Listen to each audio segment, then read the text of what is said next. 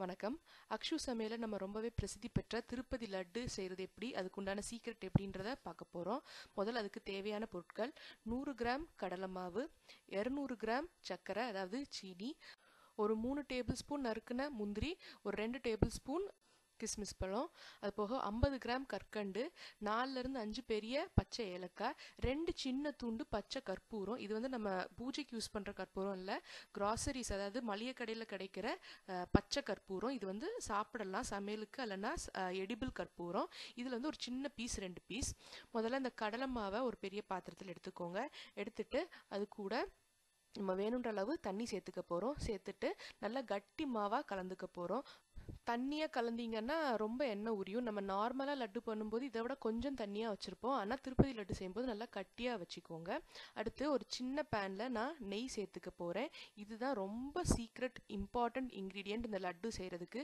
நம்ம சாதா லட்டு வந்து எண்ணெயில் பொரிப்போம், ஆனால் திருப்பதி லட்டு வந்து நெய்யில் பொரிக்கணும். அதுதான் அதுக்கு தனி சுவையும் மனமும் தர்றது.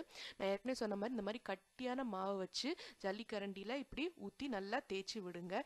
தண்ணியாக இருந்ததுன்னா நிறைய நெய் உரியும். அதனால தான் நல்லா கட்டி மாவாக வச்சுட்டு இந்த மாதிரி மெதுவாக ஒரு குழிக்கரண்டியை வச்சு அந்த ஜல்லிக்கரண்டிக்கு மேலே தேய்ச்சி விட்டுட்டே இருங்க. அப்போ சொட்டு சொட்டாக வடிஞ்சு உங்களுக்கு வந்து ரொம்ப எண்ணெய் உரியாமல் வரும். இந்த கலரே பார்த்தீங்கன்னா நார்மலாக நீங்கள் எண்ணெயில் பொரிக்கும் போது நல்லா கோல்டன் கலரில் வரும். அந்த நெய்யில் பொரிக்கிறதுனால உங்களுக்கு அந்த டிஃப்ரென்ஸ் தெரியும். நல்லா ஒரு மாதிரி பழுப்பு கலரில் ப்ரௌன் கலரில் வருது.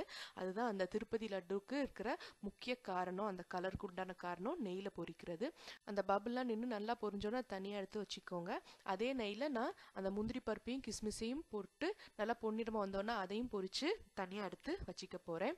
இந்த 100 கிராம் கடலை மாவில் ஒரு 8லேருந்து 10 சின்ன சைஸ் லட்டு பிடிக்க முடியும். அதனால நான் ரொம்ப கம்மியானதாக நெய் ஊற்றிருக்கேன். சின்ன பேனில் கம்மியாக நெய் வச்சு இது எல்லாத்தையும் நான் பொரிச்சு எடுத்திருக்கேன். இப்போ இதுவும் தயாராகிடுச்சு. அடுத்து சீனி பாகு காய்க்கிறதுக்கு ஒரு பேனில் அந்த 200 கிராம் சர்க்கரையை போட்டு ஒரு 3/4 கப் தண்ணி சேர்த்துக்க போகிறோம். சேர்த்து கொதிக்க வைக்க போகிறோம். இது வந்து கம்பி பதமோ அதுக்கு முந்தின பதமோ எல்லாம் தேவையே இல்லை. லேசாக ஒரு கொதி வந்த உடனே நம்ம எடுத்து ஏற்கனவே பொரிச்சு வச்சிருக்கிற பூந்தியில் போட்டு நல்லா கலந்துக்க போகிறோம். கலந்து ஒரு 10லேருந்து 15 நிமிஷம் அப்படி ஊற வச்சிருங்க. அந்த பாகை வந்து அந்த பூந்தி நல்லா இழுத்துக்கும். அதுக்கு முன்னாடி நம்ம இந்த ஏலக்காய் கற்கண்டெல்லாம் போட்டு ஒரு கல்லில் நல்லா தள்ளி எடுத்துக்க போகிறோம். முதல்ல ஏலக்காயும் அந்த பச்சை கற்பூரத்தையும் மட்டும் போட்டு நல்லா நொறுக்கிக்கோங்க. நல்லா நைஸாலாம் அரைக்க வேண்டாம். மிக்சியில் போட்டிங்கன்னா ரொம்ப பவுடராக அரைச்சிரும். அதனால முதல்ல கல்லில் போட்டு நல்லா நசுக்கிட்டு அதுக்கப்புறம் கற்கண்டை போட்டு 1-2 நொறுக்கிற மாதிரி தட்டிக்கோங்க. அவ்வளவுதான். இந்த மாதிரி நீங்கள் பார்த்துருப்பீங்க திருப்பதி லட்டில் நல்லா ஏலக்காயெல்லாம் தோல்லாம் நல்லா கிடைக்கும், கற்கண்டெல்லாம் நல்லா கடிப்படும். அந்த மாதிரி 1க்கு பாதியாக எல்லாம் நொறுக்கி நல்லா நசுக்கி இப்போ ஏற்கனவே நம்ம ஊறிட்டு இருக்கிற இந்த பூந்தி கலவை கூட சேர்த்துக்கோங்க. சேர்த்து நல்லா கலந்து விட்டுருங்க. கடைசியாக இது கூடவே நம்ம ஏற்கனவே பொரிச்சு வச்சிருக்கிற முந்திரி பருப்பு கிஸ்மிஸ் இதையும் போட்டு நல்லா கலக்கிட்டு உருண்டை பிடிக்க வேண்டியது தான். பிடிச்சா திருப்பதி லட்டு தயார். நான் சொன்ன மாதிரி இப்போ கடைசியாக அந்த முந்திரி பருப்பு கிஸ்மிஸையும் சேர்ந்து கலக்கிட்டு உருண்டை பிடிக்க போகிறேன். உங்களுக்கு இதை பார்க்கும்போதே தெரியும் அந்த கலர் அந்த திருப்பதி லட்டு மாதிரி பர்ஃபெக்ட் கலர் வந்திருக்கு. அதுக்கு முக்கிய காரணம் நம்ம நெய்யில் பொரிக்கிறது தான். இன்னொன்று அந்த வாசனைக்கு காரணம் அந்த பச்சை கற்பூரமும் 1-2 நம்ம நொறுக்கி போடுற கற்கண்டும் தான் அந்த திருப்பதி லட்டுக்கு கரெக்ட் டேஸ்ட்டை கொடுக்குது. இந்த டெக்ஸ்சரும் பார்த்தீங்கன்னா கரெக்டாக அதே மாதிரி கொரகொரப்பாக வந்திருக்கு.